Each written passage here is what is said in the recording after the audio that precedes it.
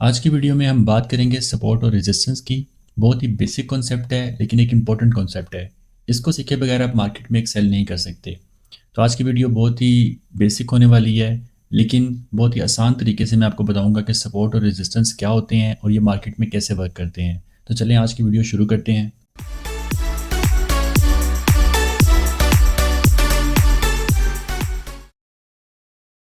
तो support market में वो एरिया होता है कि जहाँ से मार्केट बाउंस बैक करती है।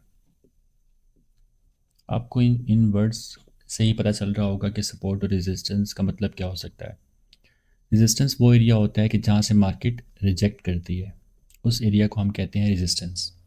अब सबसे पहले एक सिंपल से एग्जांपल से मैं आपको समझाता हूँ कि फॉर एग्जांपल कोई एक बिल्डिंग है और ये उसका रूफ और ये फ्लोर है।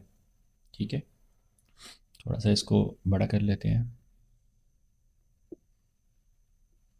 कुछ इस तरह से कोई भी एक बिल्डिंग हम ले लेते हैं, ये उसका रूफ और ये फ्लोर। अब अगर हम किसी बॉल को, कोई एक बॉल है, इसको हम यहाँ पे उछालते हैं तो जो बॉल है ये रूफ से टकराएगी, फ्लोर पे आएगी, फ्लोर से टकराएगी, रूफ पे जाएगी और इस तरह ये बॉल टकराती रहेगी। तो ये कंटिन्यूस टकराती है। अब ये जो फ्लोर वाला एरिया है इसको हम कहते हैं सपोर्ट, क्योंकि जब भी बॉल इसके पास आती है तो इसको सपोर्ट मिलती है और ये दोबारा ऊपर की तरफ जाती है। और जब ये रूफ पे जाती है तो ये टकरा कर वापस नीचे आती है। तो जो इसका रूफ है ये बन जाएगा इस बॉल के लिए रेजिस्टेंस।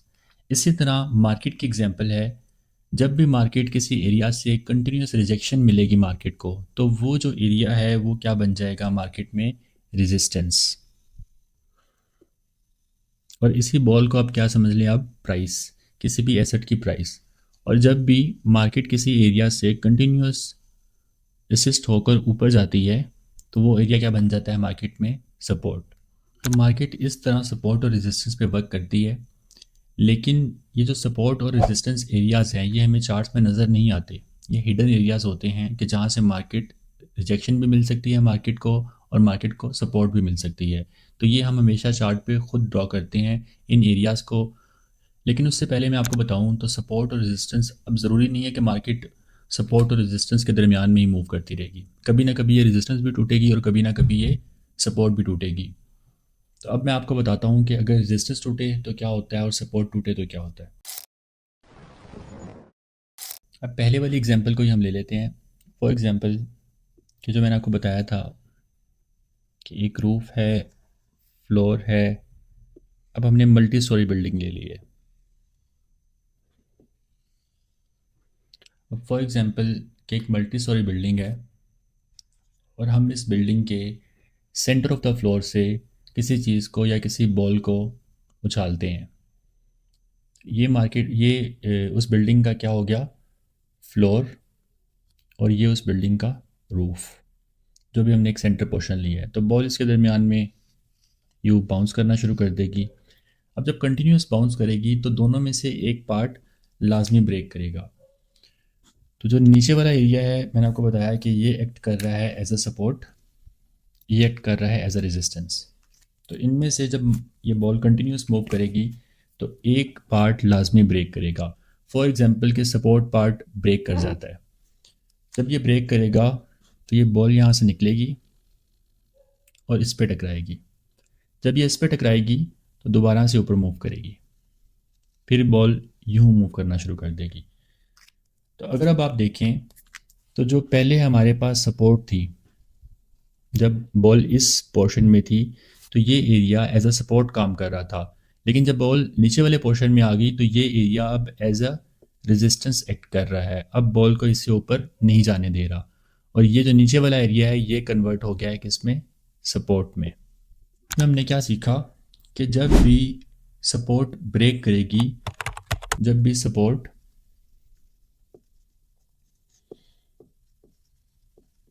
ब्रेक करेगी तो वो कन्वर्ट हो जाएगी किसमें, रेजिस्टेंस में। अब अगर इसी तरह जो इसका रूफ था अगर तो ये ब्रेक कर जाता तो यही बॉल क्या होती, ऊपर वाले पार्ट में चली जाती। अगर ऊपर वाले पार्ट में जाती तो फिर कुछ यूँ मूव करना शुरू कर देती। अब इसमें क्या हुआ कि जो रेजिस्टेंस था, ये वाला एरिया पहले रेजिस्टेंस था, जब बॉल इस पार्ट में आई तो ये एरिया क्या सेट करना शुरू हो गया एज अ सपोर्ट। तो जब भी मार्केट में रेजिस्टेंस ब्रेक करती है तो वो किस में कन्वर्ट हो जाती है, सपोर्ट में। जब भी रेजिस्टेंस ब्रेक करेगी वो कन्वर्ट हो जाएगी सपोर्ट में, और जब भी सपोर्ट ब्रेक करेगी तो वो कन्वर्ट हो जाएगी रेजिस्टेंस में। तो जो मैंने आपको बॉल की एग्जांपल दी, इसी को आप मार्केट की प्राइस समझ लें। अब मैं आपको मार्केट के अकॉर्डिंग थोड़ा समझाता हूँ कि सपोर्ट और रेजिस्टेंस कैसे होती है। ये मैंने आपको बेसिक कॉन्सेप्ट समझाने के लिए एक एग्जांपल दी थी कि सपोर्ट कैसे बनती है, अगर ब्रेक हो तो क्या होता है और रेजिस्टेंस हो तो क्या होता है। अब फॉर एग्जांपल कोई भी एसेट है, सपोज कर लेते हैं कि गोल्ड है। गोल्ड की प्राइस जो है वो मार्केट में कुछ यूँ मूव कर रही है।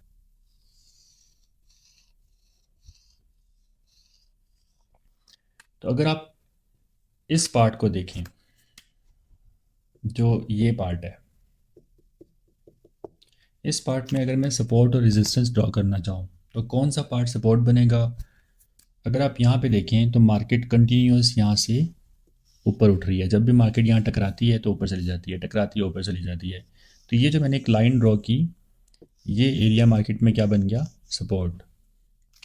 और अगर आप ऊपर देखें तो मार्केट इस एरिया से कंटिन्यूस रिजेक्ट हो रही है, तो इस एरिया को हम क्या कहेंगे, रेजिस्टेंस। अब आप सोच रहे होंगे कि मार्केट कितनी बार रिजेक्ट हो या कितनी बार एक एक लेवल से टकराए तो उसको हम सपोर्ट या रेजिस्टेंस कहेंगे। मेरे नज़दीक एटलीस्ट 3 दफ़ा मार्केट, 3 टाइम्स, एटलीस्ट 3 दफ़ा मार्केट किसी एरिया से सपोर्ट ले या फिर किसी किसी एरिया से रिजेक्ट हो, तो तब हम उसको सपोर्ट या रेजिस्टेंस मानेंगे। फॉर एग्जांपल कि यहाँ पर 1 2 3 4 5, यहाँ पे कितनी दफ़ा, 5 दफ़ा सपोर्ट। ऊपर अगर आप गिने तो 1 2 3 4, 4 दफ़ा।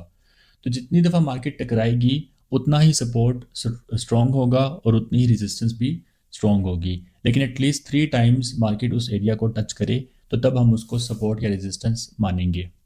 अब मार्केट 4 दफ़ा रेजिस्टेंस से टकराने के बाद जो 5th टाइम, 5वीं दफ़ा मार्केट ने इस रेजिस्टेंस को क्या किया है, ब्रेक किया, और ब्रेक करके मार्केट निकल गई है ऊपर। तो जब मार्केट इसको ब्रेक करेगी, मैंने बताया था कि जब भी मार्केट, ये पहले क्या थी, रेजिस्टेंस, जब भी मार्केट रेजिस्टेंस को ब्रेक करेगी तो वो किस में कन्वर्ट हो जाएगी, सपोर्ट में। तो यहाँ पे इसने ब्रेक कर दिया, जैसे ही ये इसको ब्रेक करेगी तो ये एरिया कन्वर्ट हो जाएगा सपोर्ट में।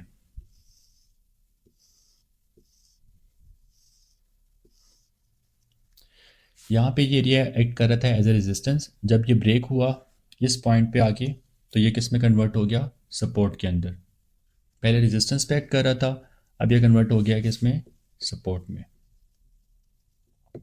और मार्केट में अगर आप देखेंगे तो एक नई रेजिस्टेंस आ चुकी है जो ऑलमोस्ट इस लेवल के ऊपर है। ये मार्केट में एक नई रेजिस्टेंस आ गई है। अब अगर इसके बाद आप देखें तो मार्केट ने एक दफ़ा टच किया, दूसरी दफ़ा, तीसरी दफ़ा, चौथी दफ़ा और 5वीं दफ़ा मार्केट ने इस सपोर्ट को ब्रेक कर दिया। जब मार्केट ने सपोर्ट को ब्रेक किया तो फिर से ये एरिया किस में कन्वर्ट हो जाएगा, रेजिस्टेंस के अंदर।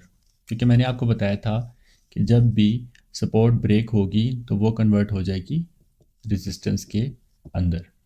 ठीक है, तो कुछ इस तरह से मार्केट में सपोर्ट और रेजिस्टेंस का जो कंसेप्ट है वो वर्क करता है। रेजिस्टेंस जब भी ब्रेक होगी तो वो कन्वर्ट हो जाएगी सपोर्ट में, और जब भी सपोर्ट ब्रेक होगी तो वो कन्वर्ट हो जाएगी किस में, रेजिस्टेंस में। सपोर्ट और रेजिस्टेंस जो है ये डिफरेंट टाइम फ्रेम पे आप ड्रॉ करेंगे। 15 मिनट पे भी आप ड्रॉ कर सकते हैं, 1 आवर पे भी, 4 आवर पे भी, 12 आवर्स पे भी और 1 डे पे भी। लेकिन ये याद रखें कि जितना बड़ा टाइम फ्रेम होगा, टाइम फ्रेम जितना बड़ा होगा, बिगर,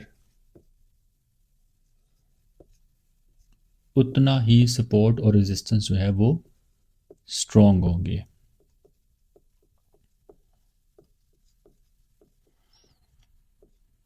यानी कि 15 मिनट पे अगर सपोर्ट एंड रेजिस्टेंस है तो वो वीक सपोर्ट एंड रेजिस्टेंस होगी। 15 मिनट पे वीक होगी अगर मैं उसको कंपेयर कर रहा हूँ 1 आवर पे, वो स्ट्रॉन्ग हो जाएगी। अगर 4 आवर पे देखूँगा तो वो मोर स्ट्रॉन्ग, और इसी तरह इंक्रीज होता जाएगा।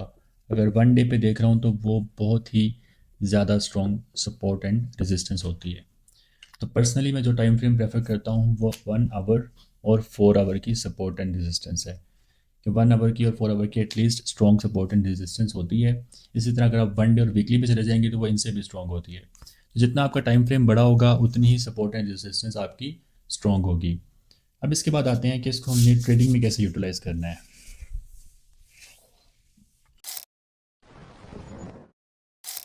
फॉर एग्जांपल कोई भी एसेट है, उसकी प्राइस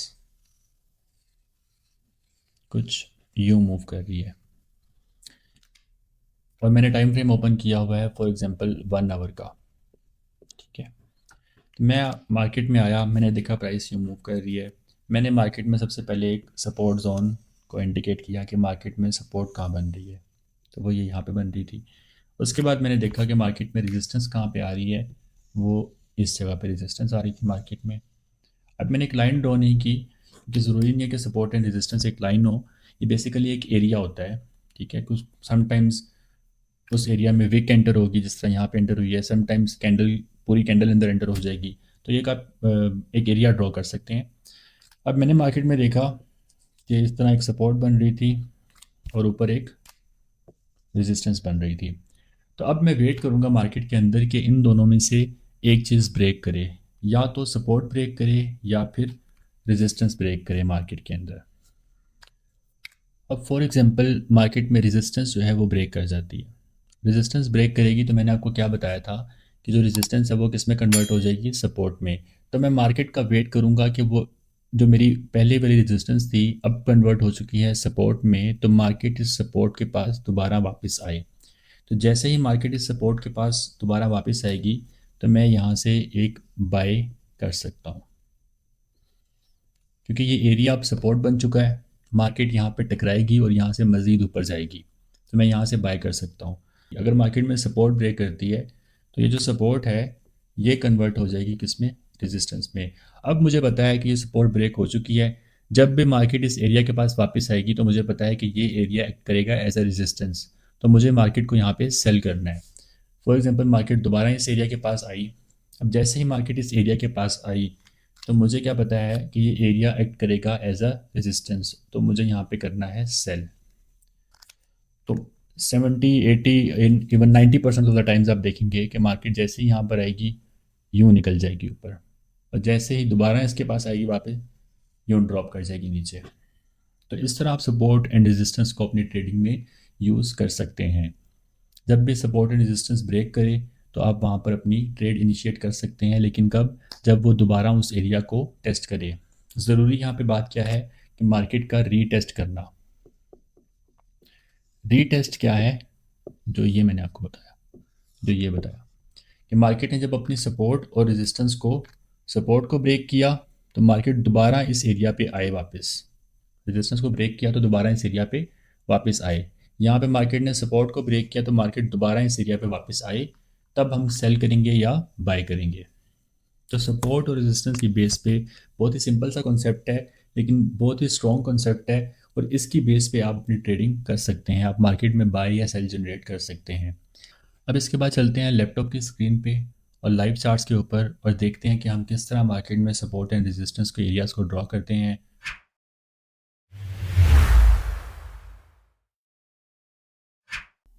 तो ये जी मेरे सामने यूरो का 15 मिनट्स का चार्ट ओपन है।